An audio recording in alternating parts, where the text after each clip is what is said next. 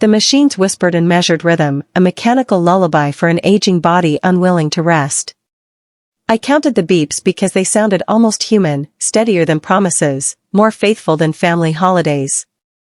The nurse stopped by with that gentle tone nurse is perfect, smoothing the blanket as she said, "Your family couldn't make it today." I smiled, as if absence were routine. Of course, I knew where they were.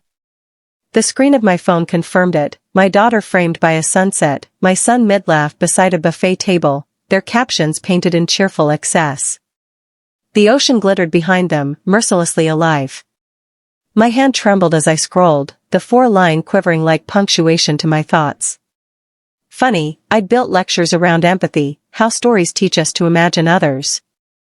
Now my own story was unread. Maybe to understand that week, you'd need to know what our family used to be.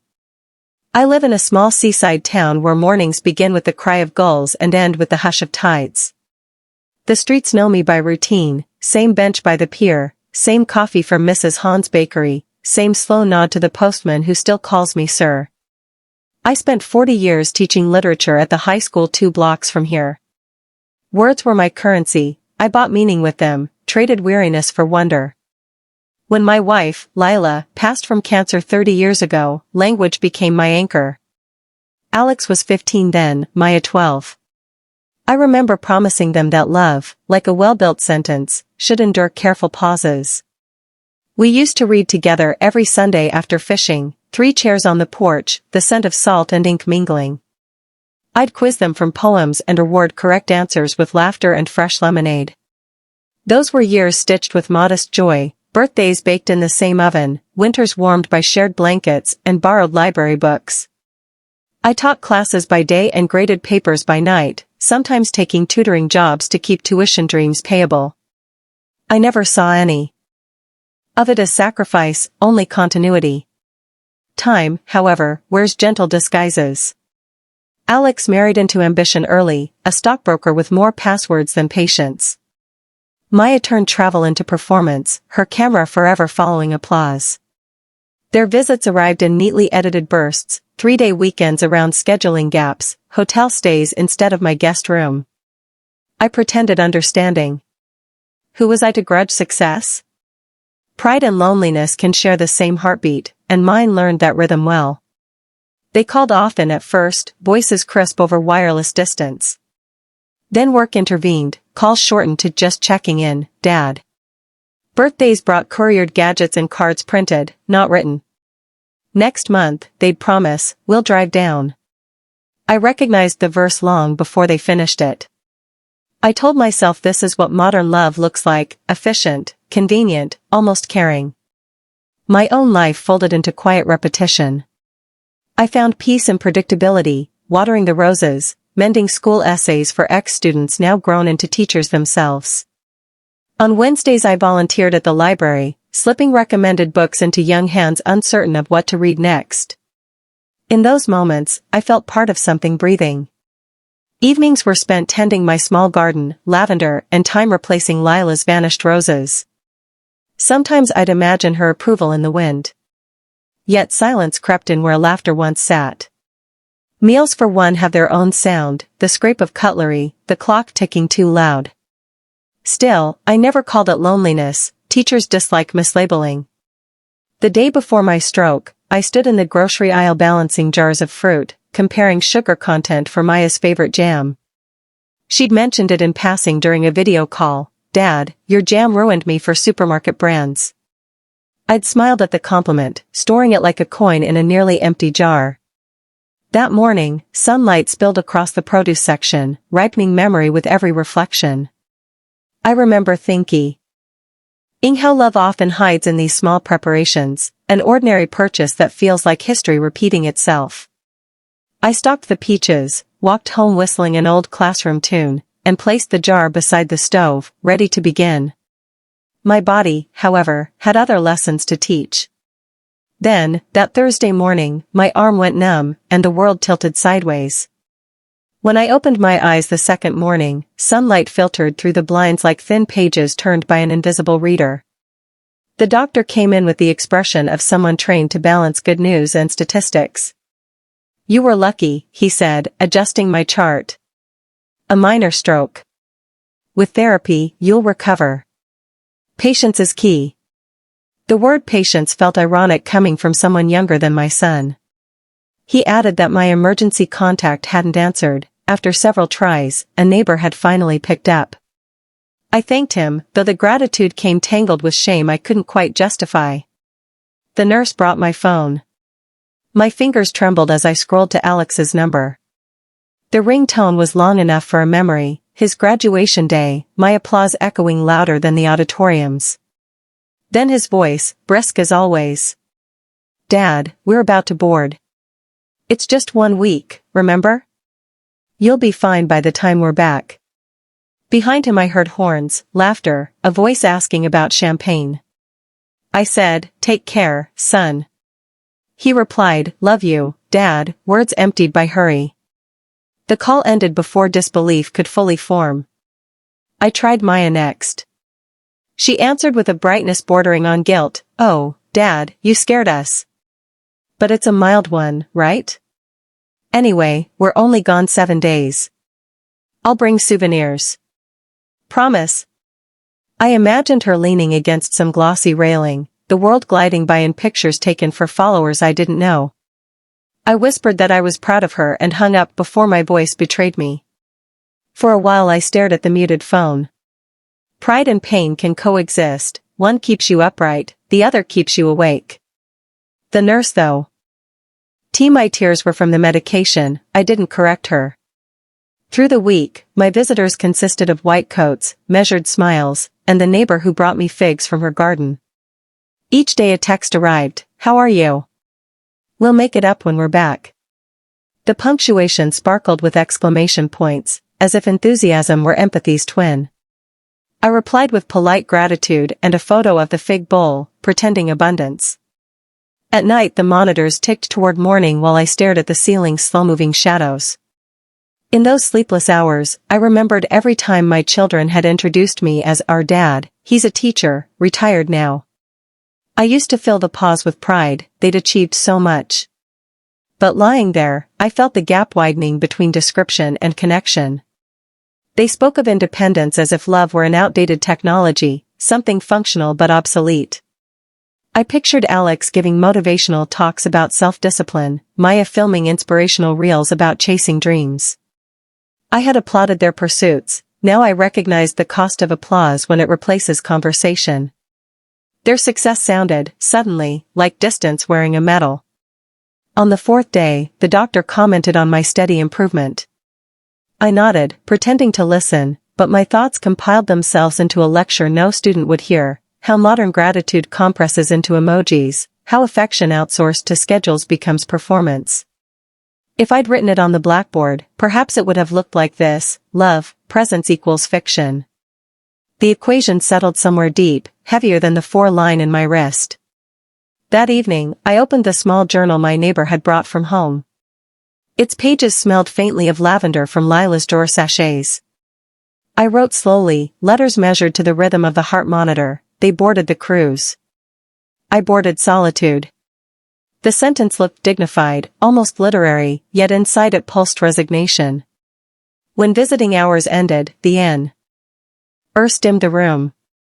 Rest, she said softly. I pretended to close my eyes. In darkness, I made silent promises, none about revenge, none about teaching lessons. Only this, I would stop waiting for their apologies to define my peace. Then, when the discharge papers came and my neighbor offered a ride home, I accepted with an ease that felt like letting go. Released from the hospital, I quietly began the process of erasing, not through revenge, but through reclamation. Rehabilitation became my new curriculum, one that required no classroom, only breath and stubbornness. Each morning I walked the pier with a cane that clicked like punctuation on the wooden planks. Gull cries and salt wind marked progress better than any stopwatch. At first, 50 steps strained me, by spring I doubled them. Repetition builds strength, my speech therapist said. I smiled and added quietly, it also rebuilds patience. Afternoons I spent at the youth center, where mismatched chairs and restless hearts filled the air with noise I had missed. I started a small reading program for teens who considered books the language of strangers. One boy, David, stayed after class to ask about metaphors. His curiosity reminded me of Alex at 12. I lent him my copy of To Kill a Mockingbird. He later returned it with annotations that glowed like small lanterns between the lines. What began as service turned into mutual salvation. Teaching had always been my profession, but now it felt like respiration, necessary, rhythmic, alive. I sold the family house that once echoed with too much silence. Its rooms had grown cavernous with memory. The real estate agent asked if I was sure. Absolutely, I said. A home should be lived in, not curated. I moved into a small cottage near my old school. The cottage kept humble company, sea breeze, wild thyme, and the distant toll of church bells marking hours I no longer feared wasting. Freed from excess, I turned tidy with intention. I changed my emergency contacts, the neighbor first, the youth center next, closing a chapter, not in bitterness but completion. The will took longer. Lawyers prefer punctuation exactness, and I insisted the words convey warmth rather than reprimand. My modest savings and pension would go to the literacy program, to fund scholarships and reading corners, so that some future David might find voice before bitterness found him. When I signed the papers, I felt lighter, as if releasing inherited gravity. At night, I wrote letters to Alex and Maya. Each began differently but ended alike, with affection, honesty, and boundaries. I thanked them for the good years, acknowledged the difficult distance, admitted my own failings in staying silent too often. I described my newfound peace, sprinkled with small humor. Your father has traded cholesterol for characterization exercises. Writing these letters became therapy's extension. They taught my hand control and my mind composure. I sealed each envelope, dated it, and placed it in a drawer. Unsent forgiveness is still forgiveness, merely waiting for the right reader. Outside, the garden changed character. Lila's roses, fussy in their demand for perfection, had long surrendered to weather. I replaced them with lavender, quieter, sturdier, undeterred by neglect. Their scent drifted in through the open kitchen window, mingling with tea and ink, a gentle symbol of resilience over sentiment. Visitors often commented on the calmness of the cottage. I would laugh softly. It's cheaper than therapy. I'd reply, though privately I believed therapy lived in every rooted stem. Through the youth center and town gatherings, I discovered the companionship of usefulness. People addressed me by name again, not as a relative of someone else. They respected my steadiness, not my stories. When David confessed he might drop out of school, I recited a line I once taught his predecessors: courage isn't the absence of fear, it's continuing despite it. He stayed enrolled. In time, the boy began calling me Sir Les and Mr. W. Moore. It sounded like belonging. A full year passed before I realized how far recovery had taken me. My limp softened, my solitude matured into composure. The mirror no longer showed frailty but a kind of disciplined grace. Then, one autumn morning, while sorting through routine emails, a subject line froze me mid-sip of tea: Family Cruise Reunion, sponsored by Maya Travels. My finger hovered above the trackpad, uncertain whether to open it or delete it unread. The cursor blinked like an impatient question. I hesitated, then destiny, as it often does, intervened. News travels differently when it carries your child's name. I first learned of Maya's trouble through a newspaper left on a cafe counter, the sort of headline that trembles with gossip disguised as business. Cruise line collapse leaves investors adrift. Her company, Maya Travels, had chartered the voyage. An administrative tangle over property rights halted reimbursements. I read the article twice before recognizing one familiar phrase in small print: the disputed assets belonged to a local foundation. My foundation. The day of the press conference arrived windless and gray. Television vans lined the town hall square, microphones angled like accusing fingers. I didn't plan to attend, yet some instinct stronger than pride guided my cane through the doors. I took a seat in the back row, where echo softened faces into anonymity. Maya stepped onto the stage wearing composure like armor, camera R. Edie, immaculate, but pale. She thanked the reporters, reciting prepared statements about partnership misunderstandings. Then someone asked who actually owned the building central to the lawsuit. Papers rustled. For the first time, I saw hesitation cross her features. The legal proprietor, she said slowly, is a trust known as the Wallace Education and Trades Foundation, registered last year. Reporters began typing. Another question, who is the trustee? Her assistant whispered something she clearly hadn't expected. I watched recognition bloom, not the pleasant kind. Her voice faltered. According to records, the trustee is an individual named E.H. Wallace. Silence thickened. Cameras pivoted. I felt their collective turn like a tide shifting direction. Maya's eyes scanned the hall and found me. Even from a distance she recognized the initials, the modest posture, the unassuming cane. In that suspended instant, the story changed authorship. She walked toward me through a corridor of murmurs. Reporters stepped back, scenting drama. You own this? She whispered when she reached me. I nodded, carefully, because some truths deserve gentle delivery. Own? I said quietly. Only enough to ensure fair wages and honest books. Her mascara trembled more than her voice. Why didn't you tell me? Because it wasn't meant as a lesson, I answered. A lesson condemns. This was a correction of imbalance.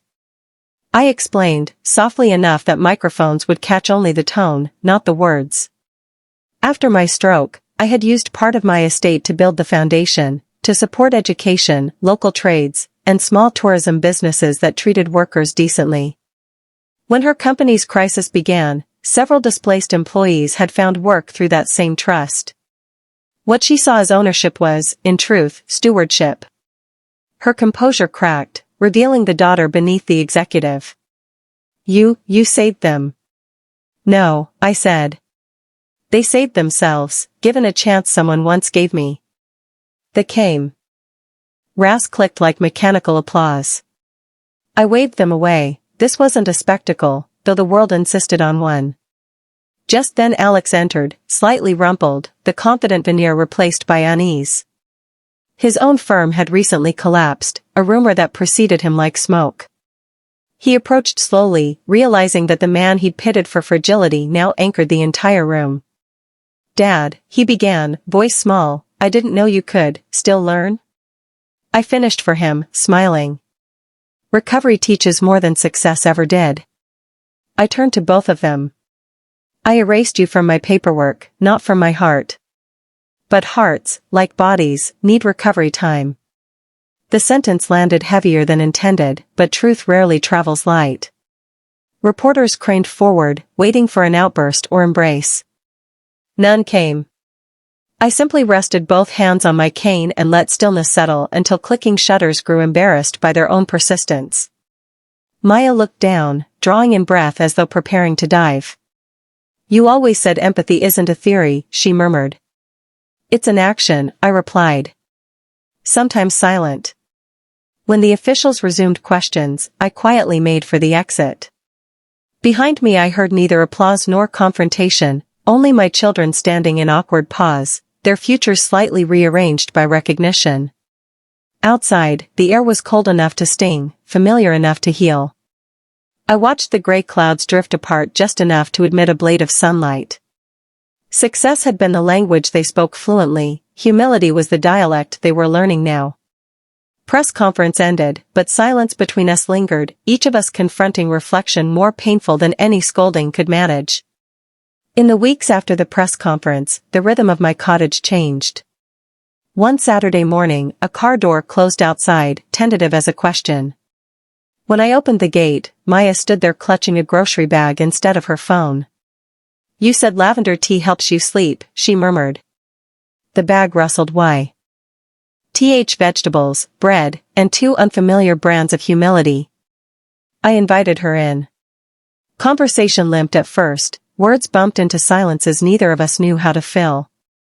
Still, she brewed the tea, and we drank it, awkward but present. Alex appeared the next weekend, toolbox in hand. The gate squeaks, he said, avoiding my eyes. He spent 3 hours adjusting hinges that had waited a decade for his attention. The creak vanished, guilt loosened a little. We spoke about weather, sports, anything that didn't bruise. Repentance, I discovered, sometimes hides in practical tasks. I kept my boundaries like well-tended hedges, neither shutting them out nor forcing closeness. We met on neutral ground, cups of coffee, short walks, shared silence. They began listening to my stories about the youth center and my favorite students. When I spoke of David and his scholarship applications, Maya smiled genuinely. "You sound happy, Dad." I corrected her gently, "Content is closer." At first, they sought reassurances I couldn't offer. I told them that trust resembled muscle after stroke. It relearns movement slowly, stiffly, then almost naturally. They nodded, perhaps expecting bitterness. I kept only truth. No vengeance, no grandeur. Just the labor of forgiveness, practiced daily like physical therapy. Little gestures became our quiet redemption, Alex leaving the gate oiled and swinging freely, Maya rinsing mugs before departure. Tiny domestic kindnesses replaced years of formal gifts. Sometimes they came together, sometimes alone. The cottage adjusted around their hesitant laughter until even silence felt companionable. Inside me, contradictions wrestled for dominance. Part of me longed to lecture them about neglect, another part feared losing this fragile renewal. Grace, I learned, demanded greater strength than anger ever had. It required showing up, even when pride preferred retreat. Each visit tested that truth. Resentment would have been effortless, but effort, sustained, humble, was healing's real language. Winter arrived early that year. The three of us shared soup one evening while the wind rattled the shutters. Alex ladled portions carefully, as though serving penance. Maya adjusted my scarf before leaving, motherly despite her guilt. We didn't speak apologies or forgiveness, we simply behaved as if both were underway. When I watched their car lights disappear beyond the bend, I felt neither triumph nor sadness, just a calm awareness that some repairs sound less like hammer strikes and more like breathing in unison. My reflection turned contemplative, about time, healing, and the quiet measure of love that no cruise can purchase. 2 years have unrolled like steady surf along the pier, predictable in rhythm, generous in lessons. My health has rebuilt itself to a comfortable truce. The cane gathers dust more often than it's used. Every Tuesday, the community reading room fills with the hum of stories being discovered. The Wallace Education and Trades Foundation, those initials that once felt like camouflage, now adorn the doorway without fanfare. Children read aloud there, mispronouncing courage and still managing to understand it. Alex and Maya visit often, quietly folding themselves into this new routine. They help with shelves, donations, raffles. No one recognizes them as the travelers of glossy magazines. Here, they are volunteers wearing name tags and humility in equal measure. There. Laughter has softened, it fits this place like sunlight through old glass. Trust remains cautious but alive, like a healed limb wary of overuse. Sometimes after closing hours, we sit among scattered chairs, sipping lukewarm tea while I grade essays or jot scholarship notes. I tell them small truths, how discipline restored more than therapy ever did. The stroke took half a year from my body, I tell them, but the neglect took years from my heart. Both could heal, with discipline. They listen without defense, which is its own apology. I never intended to punish them, I only stopped negotiating my worth. Love, I've learned, is less a contract than a current. When I ceased demanding reciprocity and simply allowed affection to flow where it would, peace answered with surprising consistency. Now, on calm mornings, I leave the cottage door ajar. They arrive without appointments, carrying scones or new benches for the garden. We work quietly until the sky blurs into evening. Perhaps this is redemption, not dramatic, but durable. I've come to understand that forgiveness isn't a key to let others in, it's a window we open to breathe again. They chose a cruise once, I chose a life that finally set its own course.